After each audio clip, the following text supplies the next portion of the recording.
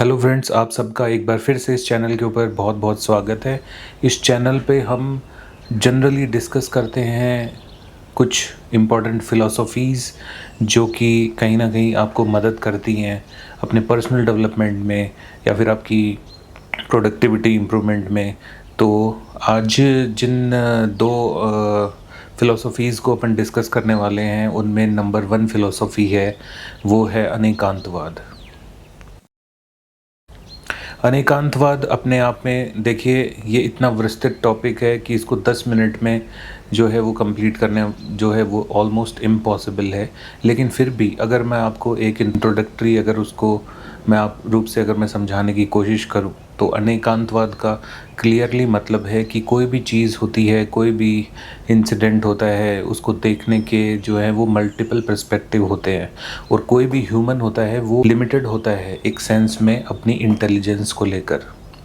यानी कोई भी ह्यूमन जो है वो प्राइमरी रूप से किसी भी चीज़ को वो है कंप्लीटली समझ नहीं सकता है। इसका मतलब ये है कि आप जो है आप सिर्फ एक पर्सपेक्टिव देख रहे हो और उसी पर्सपेक्टिव के ऊपर आप जो है वो जजमेंट दे रहे हो, जबकि उस चीज़ के क्या हैं, मल्टीपल पर्सपेक्टिव्स हैं। बचे हुए जो पर्सपेक्टिव्स हैं वो कौन देख रहा है, वो दूसरे लोग देख रहे हैं। वो अपनी इंटेलिजेंस के बेसिस के ऊपर जो है वो अलग अलग पर्सपेक्टिव्स देख रहे हैं। तो फिर हमारे लिए क्या ये ज़रूरी है कि भाई हम लोग सारे पर्सपेक्टिव्स को देखें, उनको समझें, उसके बाद जो है कोई डिसीजन लें। एज ए मैनेजर ये हमारे लिए बहुत ज़रूरी है, ताकि जो डिसीजन हो वो जो है वो एक होलिस्टिक डिसीजन निकल के आए और आप के डिसीजंस जो हैं वो कल को आपके जो गोल्स हैं उनको अचीव करने में आपकी जो है मदद कर सके। तो अनेकांतवाद को जब हम अच्छे से ग्रैस्प कर लेंगे, जब हम उसको समझ जाएंगे कि अनेकांतवाद क्या है, तो उसके बाद में ये भी समझ जाएंगे कि हमारी ओपिनियन जो है वो दूसरों से अलग हो सकती है। ठीक है, तब उसके बाद में एक चीज़ आती है जिसको बोलते हैं स्यादवाद। स्यादवाद एक फ़िलॉसफ़ी है जिससे हम लोग क्या है, अनेकांतवाद से जब अपन बढ़ जाते हैं उसके बाद हमें ये पता चल जाता है कि हमारे जो है अदर लोगों से डिफरेंसेस हो सकते हैं। तब अपन लोग जो है स्यादवाद का इस्तेमाल करके उन डिफरेंसेस को अपन डिस्कस कर सकते हैं।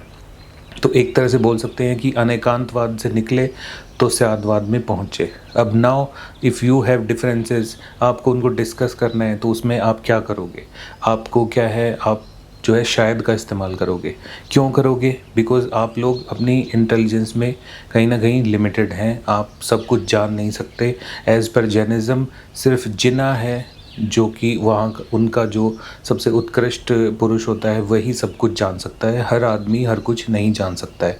तो जब भी आप कोई जजमेंट दें या फिर जब कोई अपना स्टेटमेंट दें, तो उसमें कंडीशन में आपको क्या करना है, आपको एक वर्ड शायद का इस्तेमाल करना है, जो कि कहीं ना कहीं आप जो आपका एक पर्सपेक्टिव बताता है कि आप जो है सभी चीज़ नहीं समझ रहे हैं, आपको लग रहा है शायद ऐसा हो सकता है। तो कल को विवाद की स्थिति जब भी बनती है, कल को कोई दूसरा बोलता है कि नहीं ऐसा होगा, तो विवाद होगा। लेकिन अगर दूसरा पर्सन भी यही बोलता है, हाँ शायद ये ऐसा हो सकता है, आपके हिसाब से ऐसा हो सकता है, मेरे हिसाब से ऐसा हो सकता है, तो उस कंडीशन में विवाद जो है वो बढ़ेगा नहीं। तो कहीं ना कहीं इन दोनों फ़िलोसफीज़ का इस्तेमाल करके आप अपने जो ऑफिस एटमॉस्फेयर हैं उसको कंड्यूसिव बना सकते हो। इसके अलावा कहीं ना कहीं विवाद को ख़त्म ही कर सकते हो। एक जनरल एक आपने सुना होगा ऑफिस इन्वायरमेंट में, let's agree to the disagree.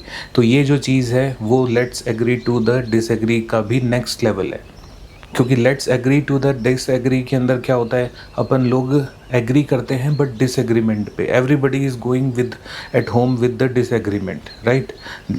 But in इस फिलोसफी में क्या है, इस फिलोसफी में हम लोग इस एग्रीमेंट पे होते हैं कि हम लोग जो है हमारी जो लिमिटेशन से बंधे हुए हैं, हम लोग सब चीज़ नहीं जानते हैं। तो मुझे भी आपकी चीज़ जाननी है और आपको भी मेरी चीज़ जाननी है। ठीक है, इस हिसाब से एक जो है एक पीसफुल एटमॉस्फेयर बनता है।